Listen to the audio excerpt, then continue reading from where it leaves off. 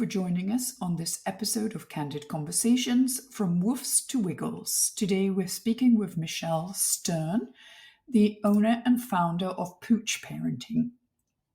Michelle is not just a family dog mediator, a certified dog behavior counselor, trainer, fear-free professional and dog foster mom. She was also a teacher for 16 years. Michelle is with us and she is ready to discuss everything related to dogs. So without much ado, let's welcome Michelle. Hi, Michelle. Thank you for being here. You share your background and expertise in the field of dogs in homes with young children, including what led you to becoming passionate about this topic. Yes. So first and foremost, I'm a mother, and so I understand what it's like to live with kids and dogs and navigate the potential chaos that comes with the two. I was a former high school teacher for 8 years. I also founded and ran a cooking school for children for 8 years, and I started with kids as young as 2 in the kitchen. And it's kind of interesting because what I realized is working with children and sharp objects and children and cooking and hot things is a lot like kids and puppies. So that's just a kind of fun comparison. But I always loved animals and I thought I wanted to be a veterinarian. And so I've worked with animals my whole life. Then organic chemistry sort of weeded me out, as it does so many people in college, which is what led me down the teaching biology path, because then I could share my enthusiasm of different topics about animals and the environment with others. But as an adult, I got rekindled with my childhood mentor, who was the behavior specialist at the shelter where I volunteered, and took her whole series of behavior classes and went through her program and certification program to become a dog behavior consultant. And what I realized in the process of becoming a dog behavior consultant is how few dog professionals have really solid, super people skills, and how few dog people really understood kids, because a lot of dog folks are afraid of kids. And so naturally, when a client comes to them and says, I'm nervous about these things like family dynamics, they don't have any personal experience to draw from to support regular daily activities like, what do you do with your dogs and kids during bath time? Like, who goes where? And how do I fold laundry? And how do I make meals? And so I realized that that was a niche that was unfilled by people who really had very warm people skills, but also very compassionate dog skills as well. Fantastic. I know working as a nanny, sometimes there are dogs in the home, and the dogs maybe have been there before the children arrived. And so the dogs are kind of feeling like they're not loved anymore. Yeah. So there's that dynamic as well.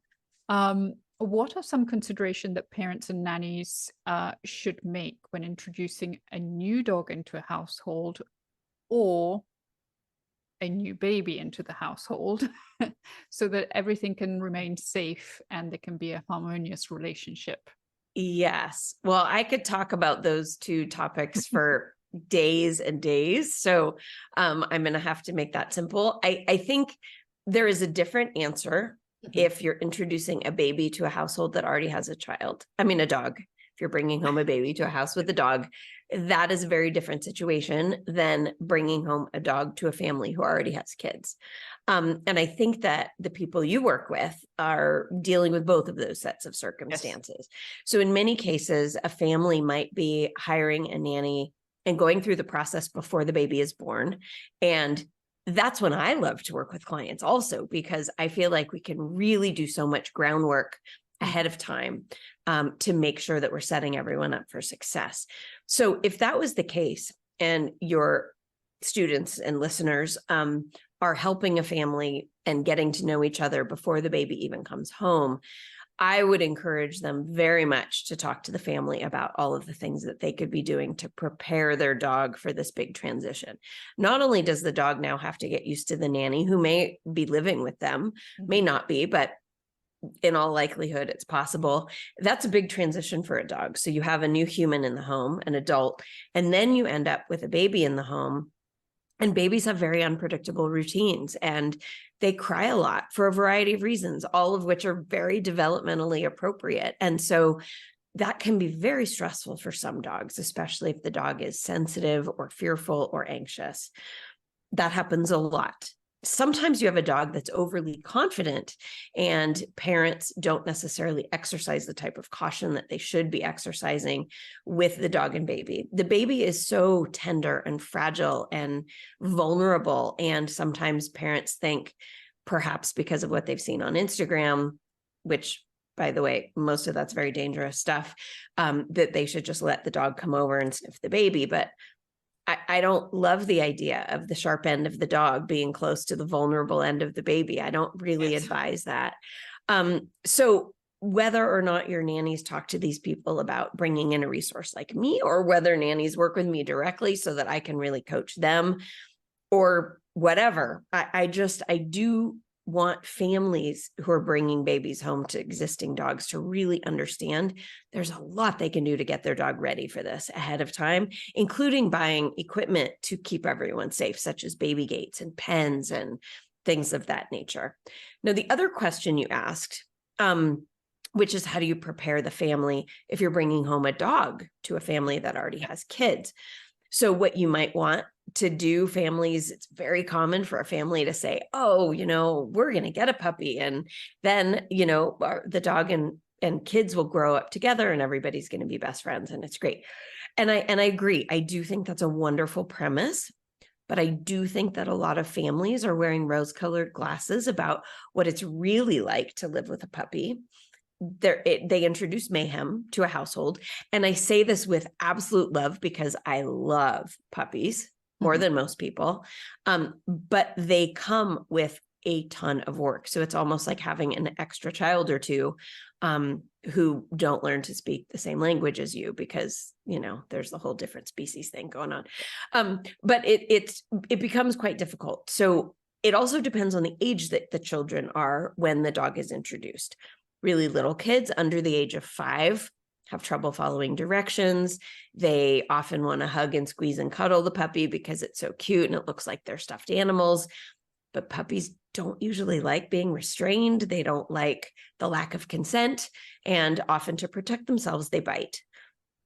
So we need to really help parents with age-appropriate expectations of what their kids should be doing, what the dog should be doing.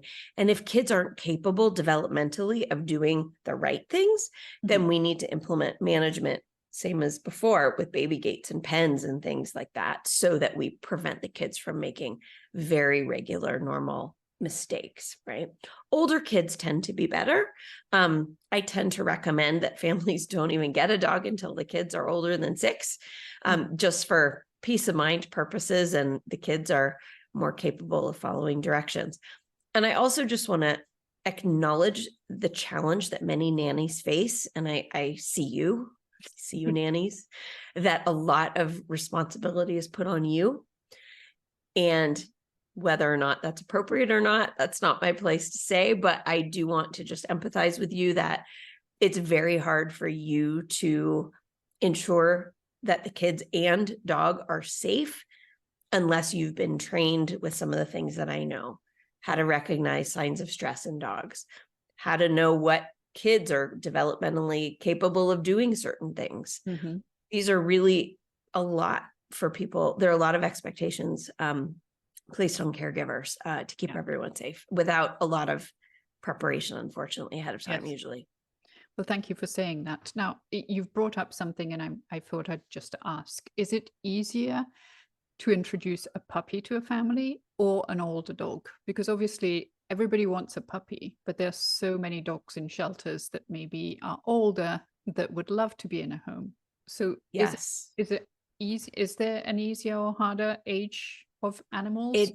I have to give the horrible answer of it depends, right? It really does depend on the experience level of all family members, nanny included. Some people really are uncomfortable around puppies.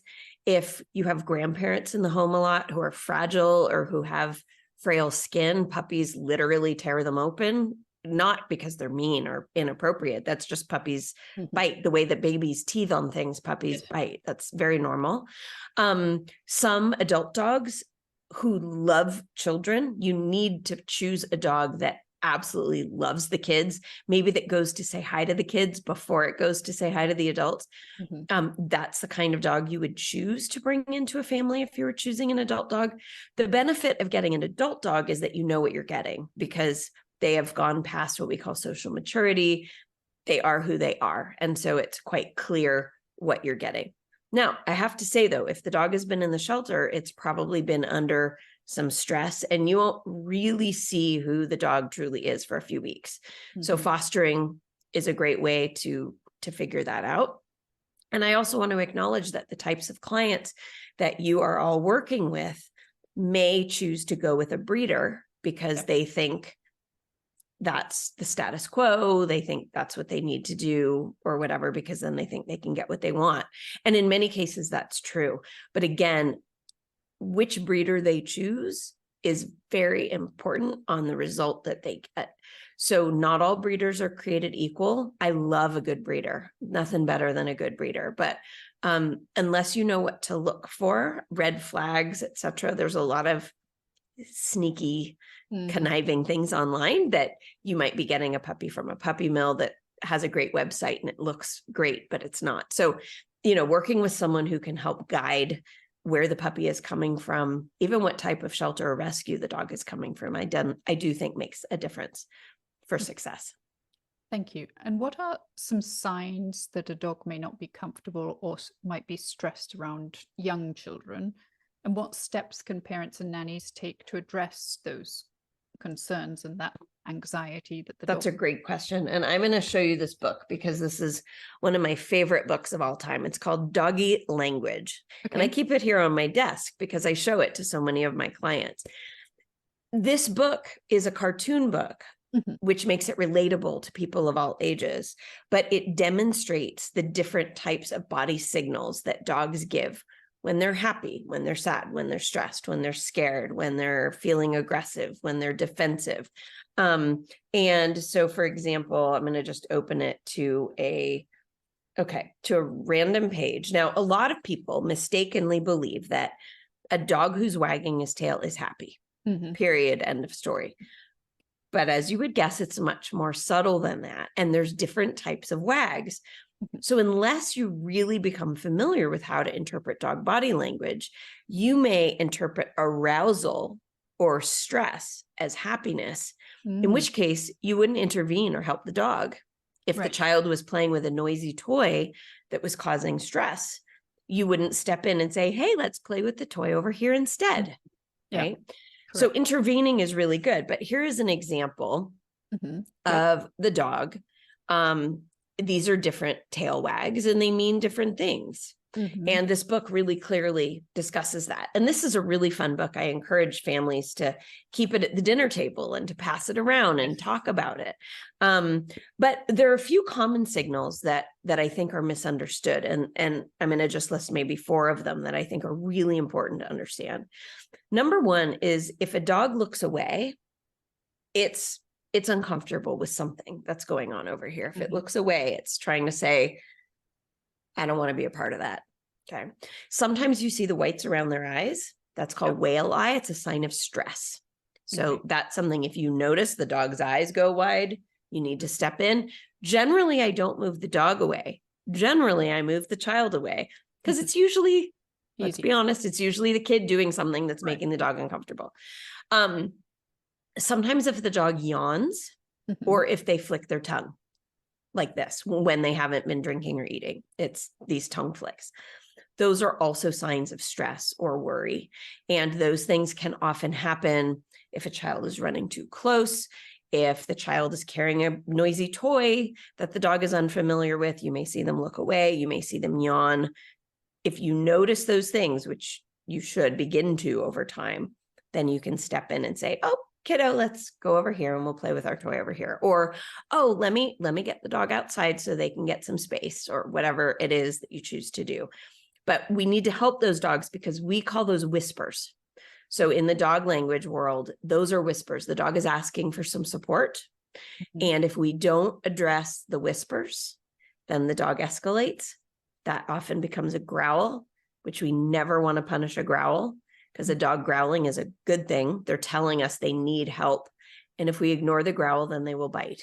And usually that does not happen without a lot of warning signals that people miss quite often. Bites generally, 90% of the time, do not come out of nowhere.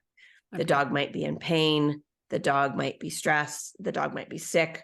The dog might be cranky. Whatever the reason is, they generally let you know before they bite. And so bites are typically avoidable. Okay. And are there specific dog breeds or temperaments that are better suited for homes with young children? And what should parents and nannies know when selecting a family dog? I think you've answered part of that question already, but there might be other things that, you can share with us. Oh, yes. I love this topic. This is really fun. So I'm going to start by saying that it's harder to categorize and say, all golden retrievers are good with kids. We need to remember, just like the kids that we all work with, that individual differences are common, and that there's a gamut of experiences behaviorally that you may experience within any certain breed. But typically, dogs like Labradors or Spaniels or I'm trying to think, my dog might bark in a second. Right. I apologize in advance. But what we call these gun dogs, so pointers, Labradors, retrievers, and spaniels, are bred to really work with people, to be helpful to people, to be right alongside people in their work. Those dogs tend to be good family dogs. Okay. I would not look for any of those dogs that are field bred, because if you get a field bred lab or a field bred golden, for example, you're getting a dog that was bred to work and go retrieve ducks or whatever. And these are dogs that have a much higher energy level than a dog that you would probably want living in your house with kids, especially if you're too busy for adequate exercise. Also, size of the dog that you're looking for really matters. And so if you want a small dog, I love the Cavalier King Charles Spaniel, for example. They tend to be very sweet. They're nice dogs, great calm temperament.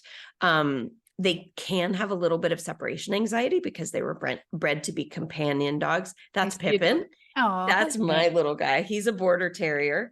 Terriers are a lot. I love them. I think of all the terriers, this is a good one.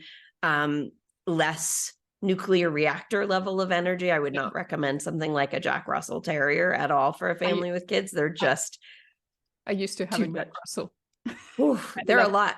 Yeah, they're wonderful, but most people don't know what to do with all that energy. Oh, there you go. Good job. So there are a variety of breeds. There are other breeds, smaller dogs, like the Havanese is a wonderful, sweet dog. They also don't shed. They tend to be really wonderful companion dogs. Even Shih Tzus are wonderful family dogs. People overlook them. They think, oh, that's like a little old lady dog, but really they're really fun, sweet, gentle dogs generally. Again, these are blanket statements.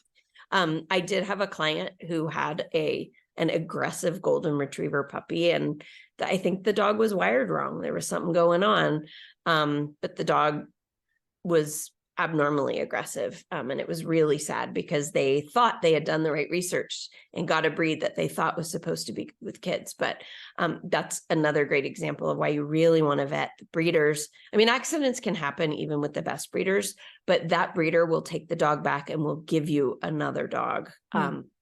Which is still heartbreaking, I realize, but a good breeder stands by their dogs and does what's needed. So in general, there are a lot of dogs. Some people really like Bernese Mountain Dogs, for example. They're gigantic.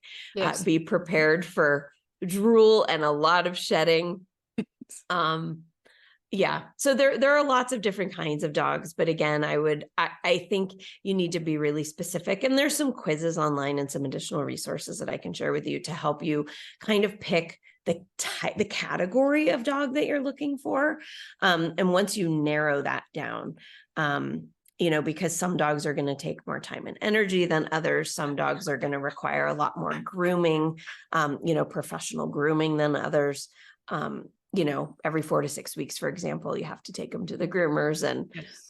For your clients, that the cost of that may be insignificant, but it is very significant for some people. Okay, fantastic.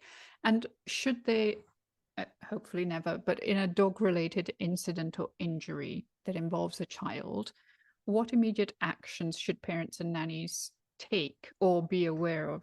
And how can they prevent these incidents? I know you've already mentioned, the tail and the yawning and the eyes, but are there other tips and tricks that you could share with us?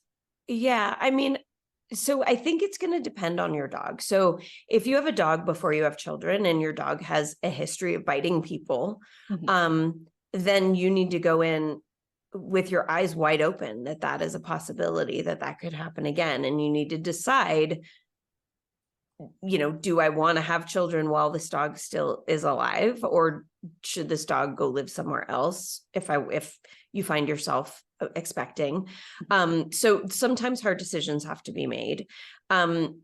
Usually aggression doesn't come out of nowhere. So again, learning to understand body language is important, but accidents can happen. A toddler can run a toy truck over a dog's tail and the dog turns around and bites the kid because they were in pain. Or maybe your perfect, wonderful dog is now 10 years old and has arthritis, and the toddler tries to pull up to a stand position by holding on to the dog's hips, and the dog is in pain and turns around and bites the child. So there's a million different reasons why a dog could bite someone. It doesn't mean they're a bad dog, and it doesn't mean that they're going to be aggressive to all the play dates that come over, and you can't ever host a birthday party again, or none of those things are necessarily true. But again, I think management is really important, and most people don't employ enough management, such as baby gates or pens, and they should. And so if there are circumstances, like let's say the dog has a special bone and the dog doesn't want to share that bone with anyone, either another dog or the child or the nanny. And so that dog should have that bone enclosed somewhere where no one can bother the dog. Right.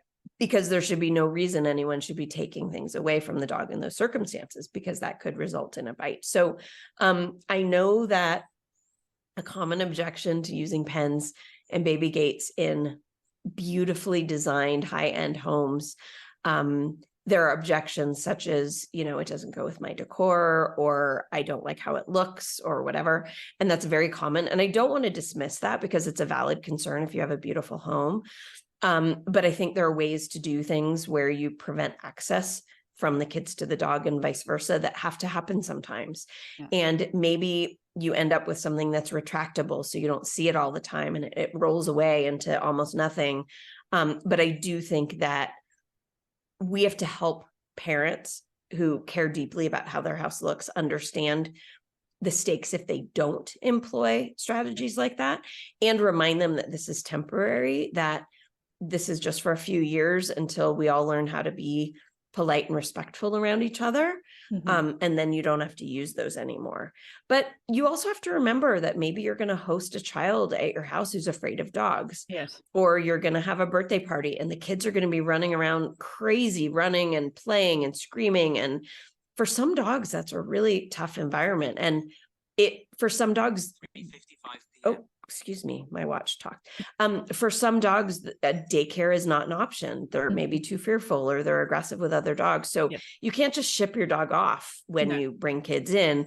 You do need to create safe places for those dogs to be. So I do think that deals with bites quite well.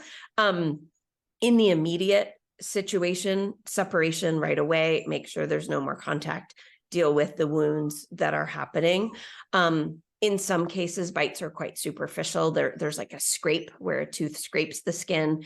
You may not take a dog the child to a hospital or a doctor for something like that. But typically, if somebody does have to go to a doctor or hospital, that is reported, and you do need to know that it's possible that the dog will now have a record, and could be put in a quarantine type of situation.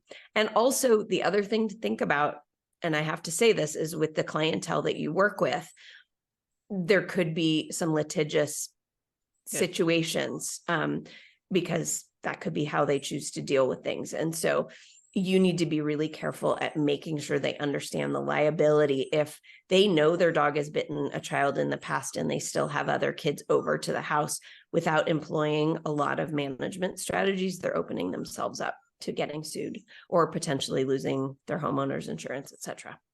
Okay, well, thank you very much. So if you had 3 tips to anyone who wanted to have a dog but had children in the home, what would they be? Okay. So I would say don't rush and pick something just because it's cute and it's available. I think you need to be really thoughtful, and you need to choose something that, if you already have kids, that loves your kids. You don't want the shy one. You don't want the one hiding in the back because you're going to save it. You need a confident dog that loves your children. So I would start with choosing the right dog and working with someone like me or another professional to help you choose. We love to do that. It's like the greatest gift to help a family. So that would be one. Number 2, use management strategies. They are lifesavers. They prevent kids from making mistakes, and they prevent dogs from making mistakes. I think that is really, really important. And I think the final one would be to get familiar with, dog body language, and a book like this really, really helps, because then there may be things that are triggering your dog that you would never have imagined. Why would a balloon scare my dog? It's just a balloon, but to the dog, maybe it represents something else. Yes. And so being able to recognize when the individual is stressed out, or needs support, so that you can offer that. Fantastic. And if our viewers and listeners want to reach out to you, how can they find you? They can find me a couple. Yes, we'll do links. They can find me a few ways. The best way is through my website, which is PoochParenting.net. I'm also Pooch Parenting on both Instagram and Facebook. I have 2 different podcasts. One of them is an ongoing podcast. It's called the Pooch Parenting Podcast. And the other is just a very short, limited edition podcast series called Parenting Kids and Dogs 101. Each episode is just 10 minutes, and there are 15 episodes. And they cover a variety of topics that relate to living with kids and dogs. Nannies would find it helpful also. All right, fantastic. Well, thank you so much for answering all of my questions. And I'm sure that it's been very, very helpful to me. So I'm sure it'll be very helpful to everybody else. Great. I hope so. I look forward to hearing from you all. Thank you.